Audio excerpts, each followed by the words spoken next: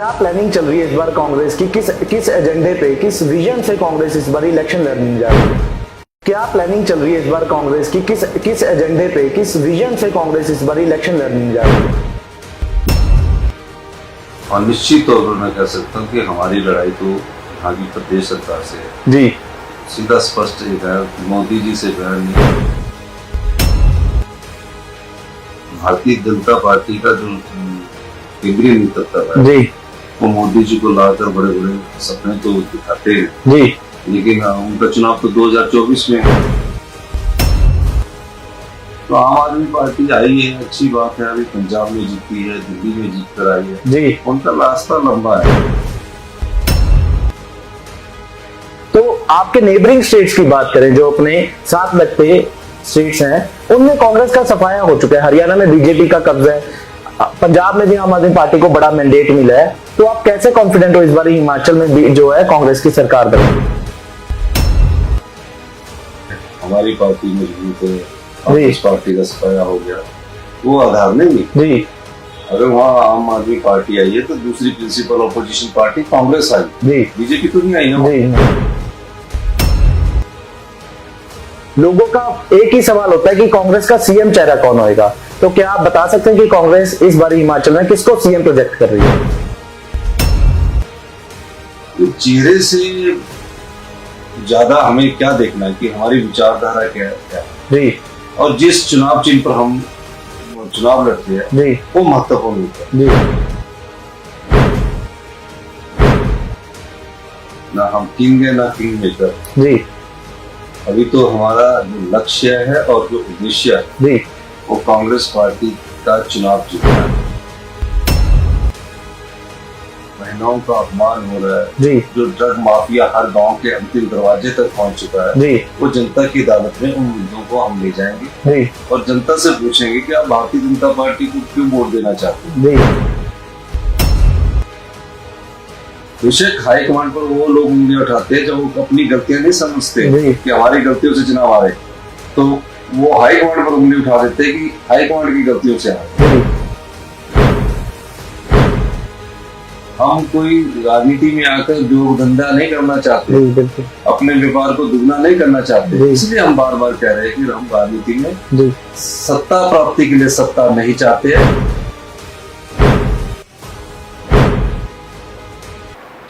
नमस्कार। आगामी विधानसभा चुनाव के चलते हिमाचल प्रदेश में राजनीतिक सरगर्मियां तेज हो चुकी हैं।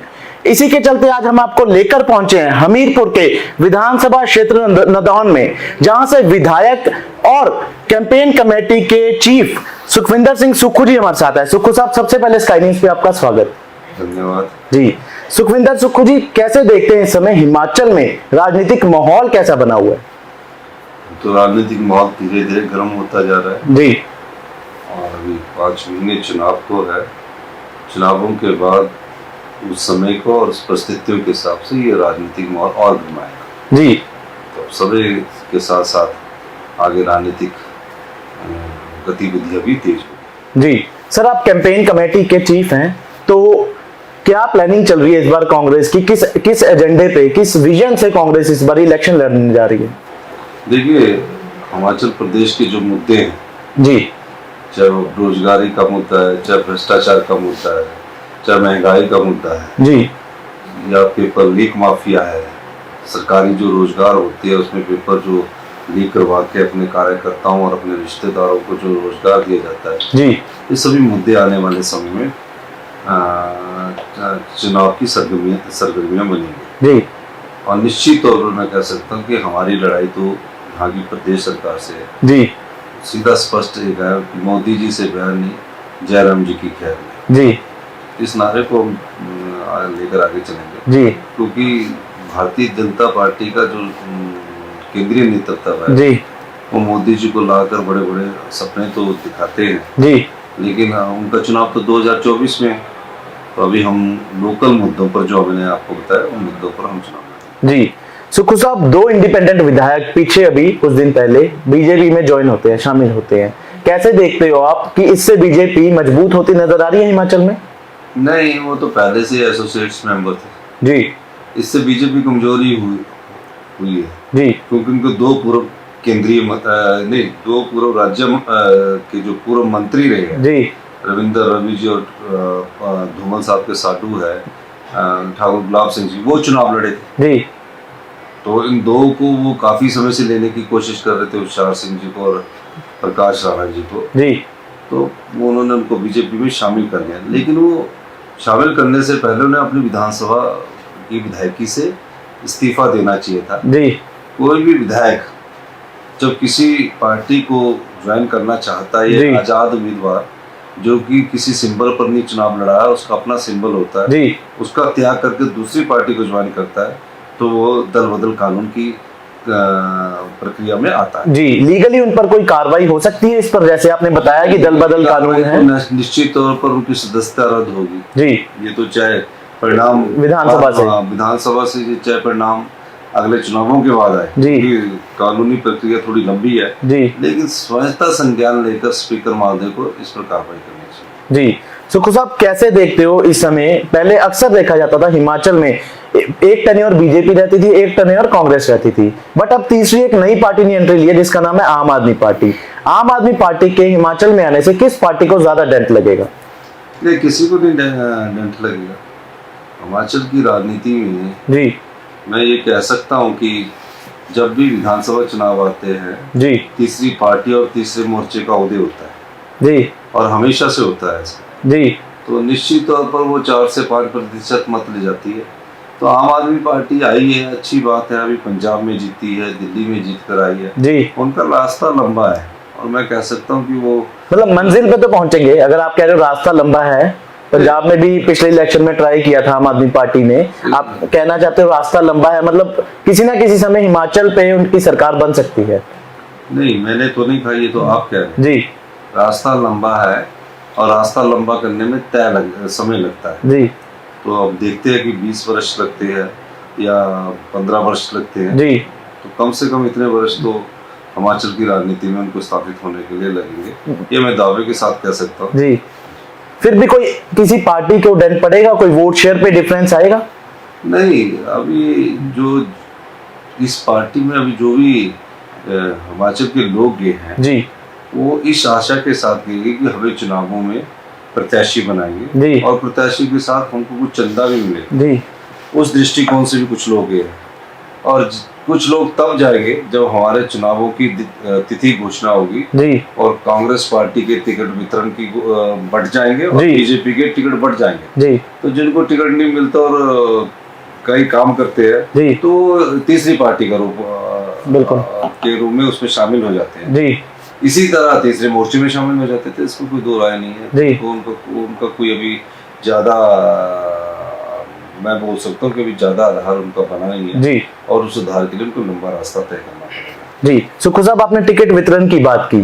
कांग्रेस कल्चर में अक्सर देखा जाता है, चाहे पंजाब की बात हो चाहे किसी भी स्टेट की बात हो, कांग्रेस टिकट डिस्ट्रीब्यूट करने में हमेशा देरी करती है, जिसका उन्हें खामियाजा भी भुगतना पड़ा है कई स्टेटों में। अगर आप मेरी बात से एग्री करें तो आपको लगता है कि इस बार भी सेम ट्रेंड फॉलो होगा?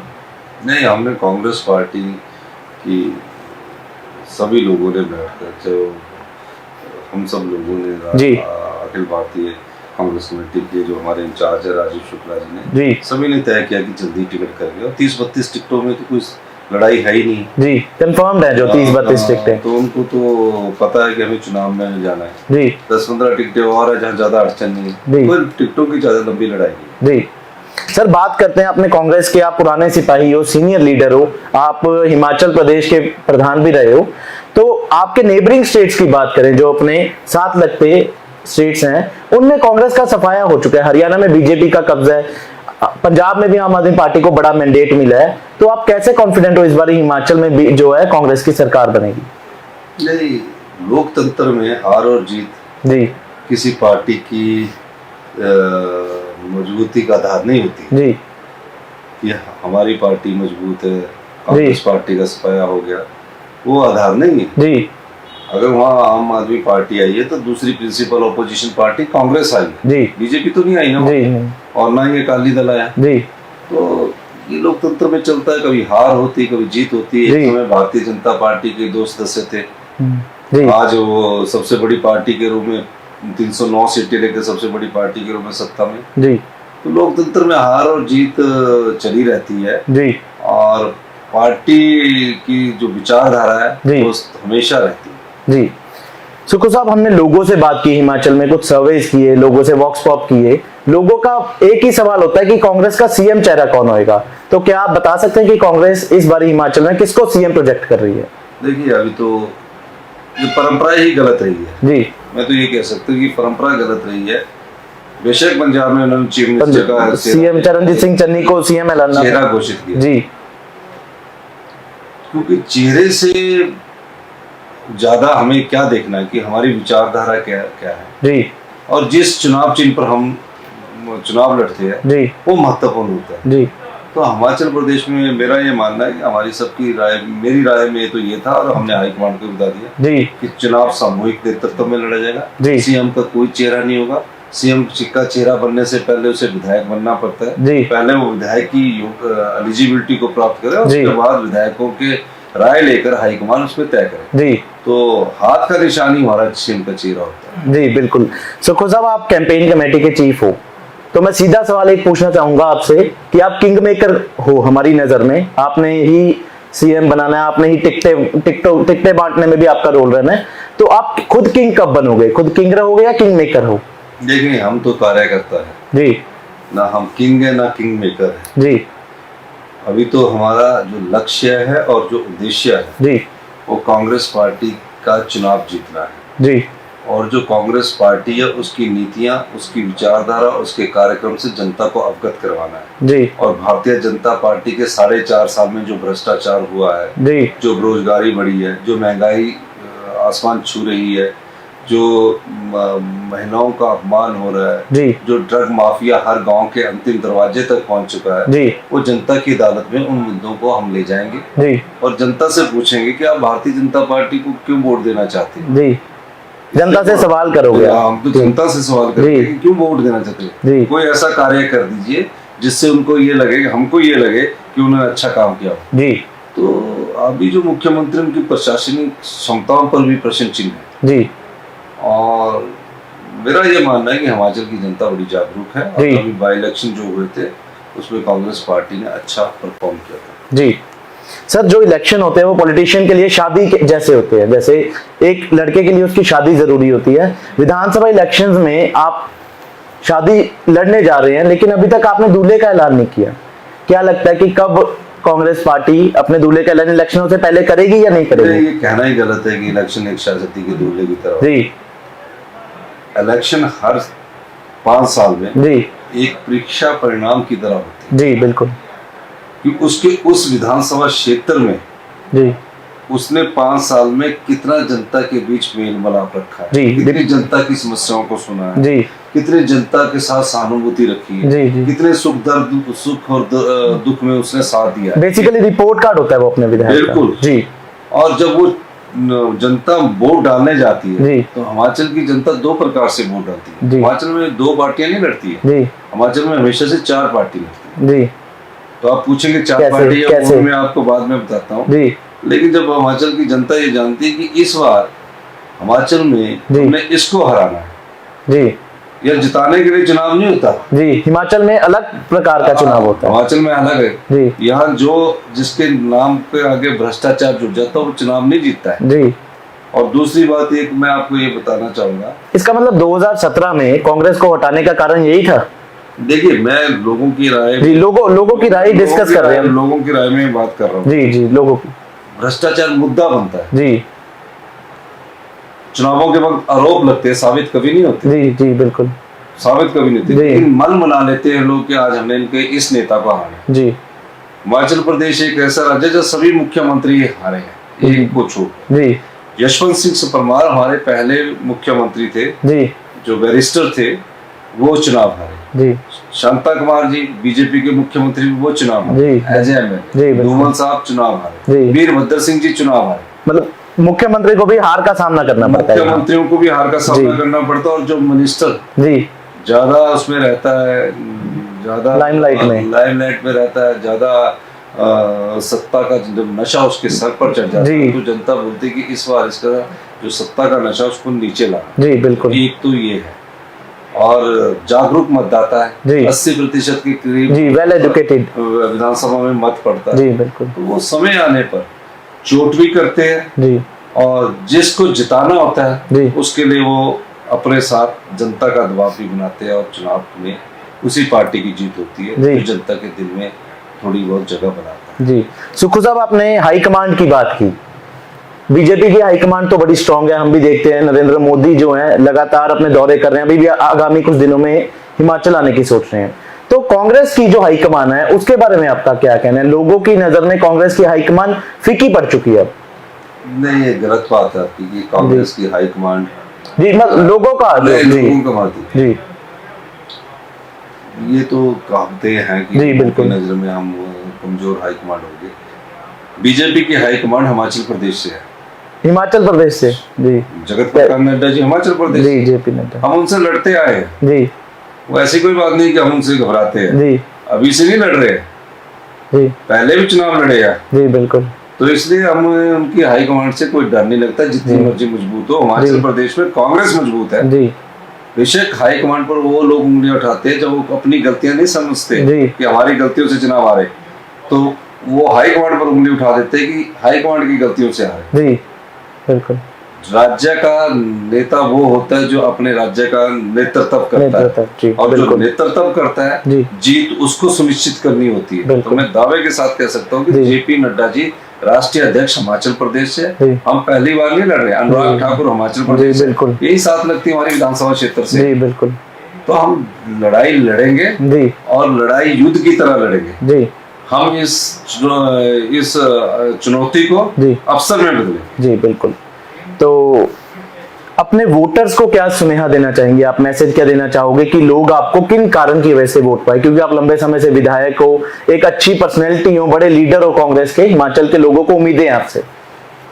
देखिए, हम सत्ता प्राप्ति के लिए नहीं चाहते, जी हम सत्ता व्यवस्था परिवर्तन के लिए चाहते हैं। जी कांग्रेस पार्टी की एक लंबे 40 साल बाद नई लीडरशिप का उदय हो रहा है जी बिल्कुल और इस लीडरशिप के मायने ये है जी कि वो जनता की सेवा करना चाहते हैं जी और राजनीति में आकर सेवा भाव और जनता की समस्याओं और जनता के दुख दर्द को साथी बनकर दूर करना चाहते हैं। जी हम कोई राजनीति में आकर उद्योग धंधा नहीं करना चाहते, जी बिल्कुल अपने व्यापार को दुगना नहीं करना चाहते। जी। इसलिए हम बार बार कह रहे हैं कि हम राजनीति में जी सत्ता प्राप्ति के लिए सत्ता नहीं चाहते हैं, हम व्यवस्था परिवर्तन के लिए सत्ता चाहते हैं। जी बिल्कुल।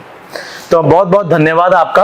आपने सुना, ये थे हमारे साथ विधायक और साथ में जो है कैंपेन कमेटी के चीफ सुखविंदर सिंह सुक्खू जी, जिनका कहना है कि इस बार जो है हिमाचल की